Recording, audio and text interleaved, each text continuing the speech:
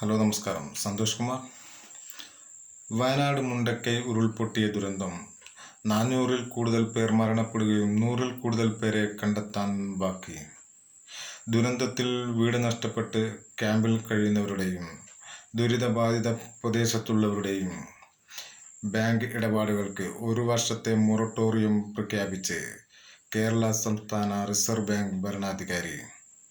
കേരള ഗ്രാമീണ ബാങ്കിലെ 6,65,000 രൂപയുടെ 9 പേരുടെ ബാധ്യത എഴുതിത്തള്ളുകയും സഹകരണ ബാങ്കുകളിൽ നിന്നും ഇളവ് പ്രതീക്ഷിക്കുന്നു.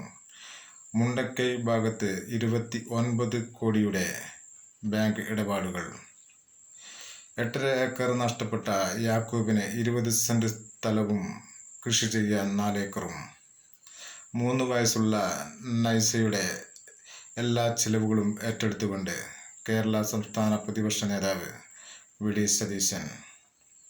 പുനരധിവാസ പ്രവർത്തനങ്ങൾക്ക് സർക്കാരിലേക്ക് സഹായം എത്തിക്കുക. എൻ്റെ വീഡിയോകൾ കൂടുതൽ കാണുന്നതിന് വേണ്ടി ലൈക്ക് ചെയ്യൂ, ഷെയർ ചെയ്ത് സബ്സ്ക്രൈബ് ചെയ്ത് സഹകരിക്കും.